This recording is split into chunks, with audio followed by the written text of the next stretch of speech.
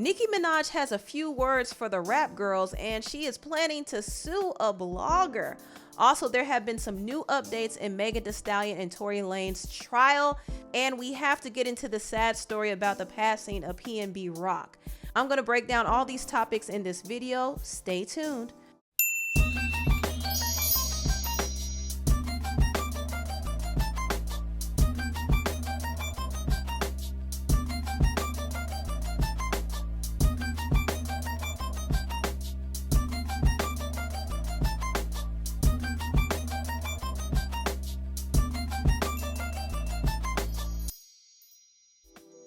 Hello everybody, welcome to the Empressive channel. I'm sure some of y'all are aware of this sad story. The rapper PNB Rock passed away at the age of 30. He was actually gunned down in a Roscoe's Chicken and Waffles shop in South LA. And all he was doing was spending time with his girlfriend. He was enjoying a simple meal, but somebody came to the location, robbed him, and shot him in the process. I mean, it was just horrific.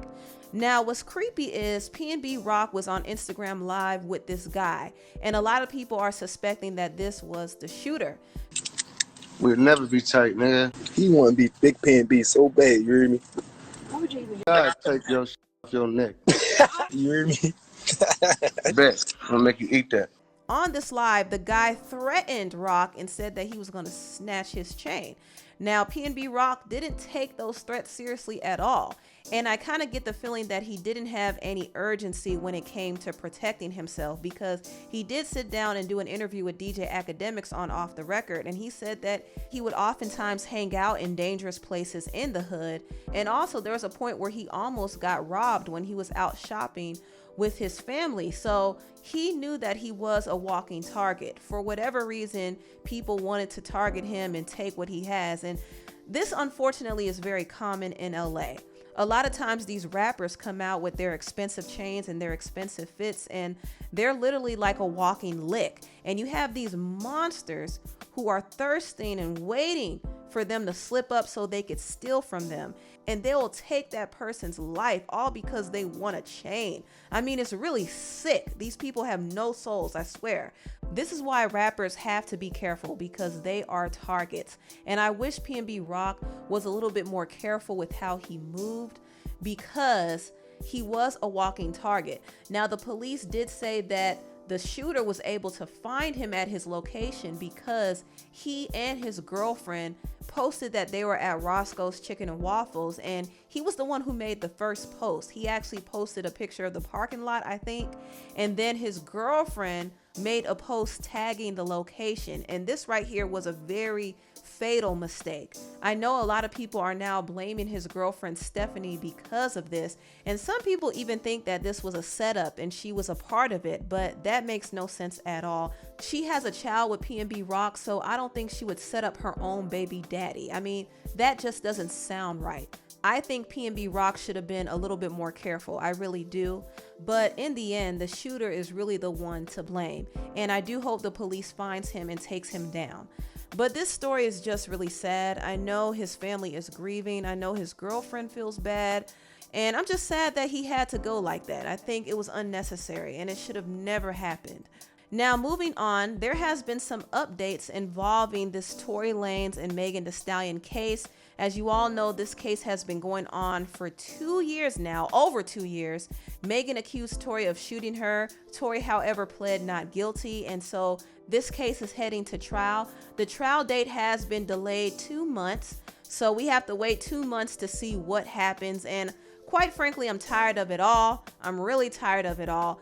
However, there was an interesting update. Megan's ex-best friend Kelsey made an appearance in court, and she's actually going to testify. Now, we haven't heard Kelsey say what really happened that night. She was one of the witnesses. In fact, she allegedly was a part of the whole altercation that took place between her, Megan, and Tory. So there was a lot that went down, and we still don't know the full facts. However, the prosecutors want Kelsey on the stand because they want to see if her testimony supports Megan's case. If it does, they will use her testimony to convict Tory. So Tory has to have a strong defense that will help sway the jury, because if he doesn't, he will possibly face a conviction. But it really depends on the testimony from the two other witnesses. Kelsey is a very important witness, and also Tory's security guard is an important witness. So both of their testimonies are going to be very important in this case. Now, moving on, I want to talk about Nicki Minaj. Nicki Minaj had the internet on fire this week. She was tweeting like crazy, and she was trending, and she was spilling some tea on her Queen radio show. So Nicki had a lot of people talking. Now, I do want to give a brief backstory to what triggered all of this. Last Friday, Nicki Minaj dropped her Super Freaky Girl Queen mix, and she actually had 5 female rappers on the song. She recruited JT from the City Girls, Bia, Malibu Mitch, Akbar V, and Katie Got Bands on the song.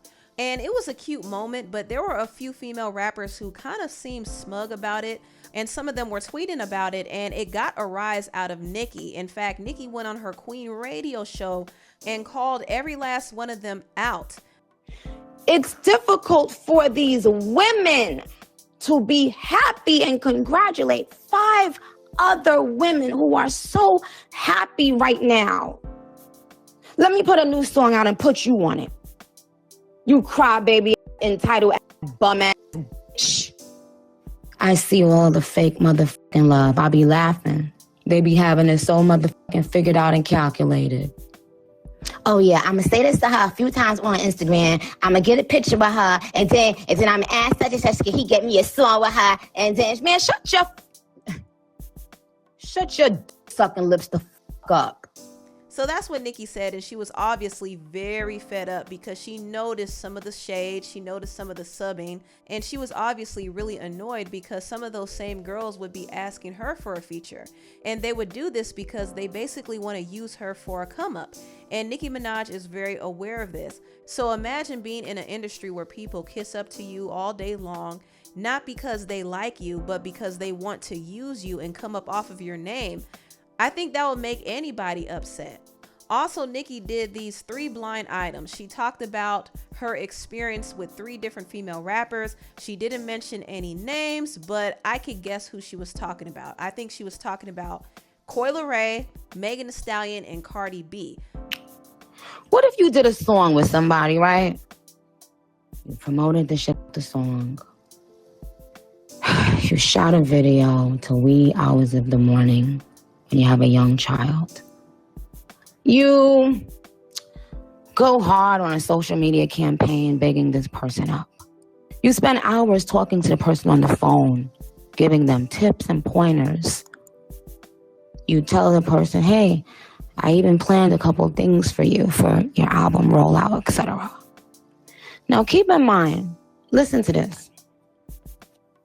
I find out with receipts that this person is already talking about me, hit another artist and told them, oh, why she couldn't wait to put out her new song. She doing this on purpose to me. She's subbing me because she posted where her new song was on iTunes. Do you know how fucking hurtful that is? To tell someone that had nothing to gain from supporting you. I remember, I'm gonna switch gears, another blind item. Same thing. I remember somebody that I associated myself with, and I remember telling someone else, this person just seems like an opportunist to me. And I remember the phone was on speakerphone, and this person was promising, if you do A, I'll do B. I said, okay, because that's on one condition. I literally used this term, on one condition that you do B, right? And they was hopping and skipping around, yes.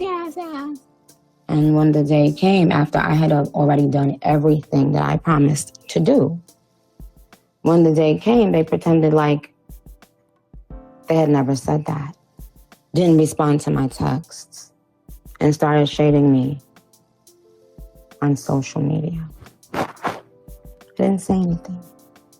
Imagine telling someone you didn't want to drink, because you were, at the time, possibly pregnant because you were actively, trying to have a baby. Imagine if that person say, oh, girl, you could go to the clinic. My husband overheard those words. The clinic. Imagine posting photos that you're pregnant and the person doesn't even like it or say congratulations. But then when you post that Beyonce sent you flowers congratulating you, the person then tries to attempt to send you flowers thinking that, oh, I can use this opportunity as I use everyone else. She'll post that I sent her flowers. I didn't even let them shit to my motherfucking house. Clown. What if one of your favorite rappers went and did voodoo? Like actually went to a voodoo person on multiple occasions. And so fucking dumb, went talking about it, not only texting about it, but went talking about it to people and didn't know that somebody that was in ear reach that knows me very well won't say how. Would you still like that person? Y'all so motherfucking stupid and clueless. Y'all probably still think that person is cool. So that's what Nicki had to say. Now, she didn't mention any names, but I feel like she was talking about Coi Leray, Cardi B, and Megan Thee Stallion. Now, Nicki did make a comment suggesting that one of the girls jokingly encouraged her to get rid of her child. And somebody brought this to Megan's attention, and Megan said, lie. Also, when it came to the voodoo claims, Cardi B kind of laughed it off, and she was mocking Nicki a little bit, but she didn't deny it, though. That's the thing. So I noticed that she didn't deny it. Now, Azalea Banks tried to come out and say that she lied to Nicki and told her that Cardi was putting spells on her. But I don't think Nicki got the information from Azalea, because Nicki did say that the person who told her that was someone that she's close to. She's not close to Azalea. And also she claims that she has receipts too. So take that how you will. But yeah, Nicki was spilling a lot of tea. Now, she didn't say any names, but you could kind of speculate who she was talking about. There's obviously a lot of things and a lot of different exchanges that goes on behind the scenes that we don't know about. And it kind of puts into perspective why Nicki has an issue with a lot of the girls. Now, this does not mean that Nicki is blameless or perfect in the situation, because maybe the other girls have a reason for why they feel a way about her, because Nicki's personality can be a turnoff sometimes. It really can. But that doesn't change the fact that a lot of these upcoming female rappers are looking at Nicki and they want to use her for a come up. Nicki wants genuine love, but unfortunately, that's not how it is in the industry. People are not trying to love you, they try to use you. Now, I do want to briefly talk about this other Nicki story. Nicki is suing a YouTube blogger by the name of Marley Green, also known as Nosy Ho Live. This blogger accused Nicki of doing coke, and she said a lot of wild things about her son, so Nicki is suing her for $75,000. Normally, I don't like to talk about drama involving other YouTubers, but I think this story is important because it's kind of showing that these celebrities are not playing around with us bloggers. So we got to be careful. I mean, we could have our commentary, but we can't spread lies about people, because that will give people the license to sue. And in this case, I do think Nicki has a right to sue. But anyway, tell what you all think about this video down below. Please like, comment, and subscribe, and share this video if you care. Thank you so much for watching, and I'll see you next time. Bye.